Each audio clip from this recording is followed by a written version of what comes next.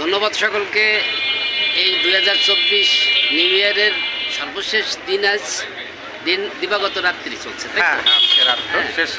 শেষ রাত্র। আমরা এখানে কোটালীপাড়ায় পশ্চিম পাহাড় যেখানে আমাদের অবস্থান, আমরা এখানে সবসময় প্রায় থাকি। তো এখান থেকে সকলকে শুভেচ্ছা অভিনন্দন জানাচ্ছি। এবং বিগত বছর যেটা চলে যাচ্ছে, যে বছর হয়তো আমরা অনেক সময় ভুলভ্রান্তি করে থাকি, একে অপরকে এই ভুলের জায়গায় না রেখে আগামী দিনগুলো জানি আমরা সুন্দরভাবে চলতে পারি সেই প্রার্থনা রাখবেন। এবং হানাহানি, হিংসা, বিদ্বেষ কোনো কিছু থাকলে মন থেকে মুছে ফেলি। আগামী দিনের জন্য জানি আমাদের পুরো বিশ্বে, আমাদের দেশ না শুধু, পুরো বিশ্বের মানুষ জানি শান্তিতে থাকে, সেই কামনা। অবশ্যই ধন্যবাদ। আমি সাথে সাথেই দাদাকে আমার একেবারে অশেষ ধন্যবাদ জ্ঞাপন করছি আমার একেবারে অন্তঃস্থলের থেকে।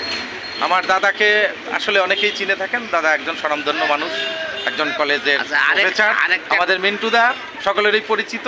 তো দাদার জন্য সকলে আশীর্বাদ করবেন, দাদার দীর্ঘায়ু জন্য সকলেই প্রার্থনা রাখবেন। দাদা যেন সুন্দর জীবনযাপন সকলকে নিয়ে সুন্দরভাবে তার আগামী দিনগুলো সুন্দর থাকে।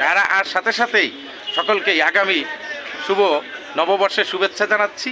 আগামী দিনের সকালবেলায় নতুন সূর্যের উদয় আসবে, সেই অপেক্ষায় আমরা সকলেই সোনালী জীবন কামনা করি।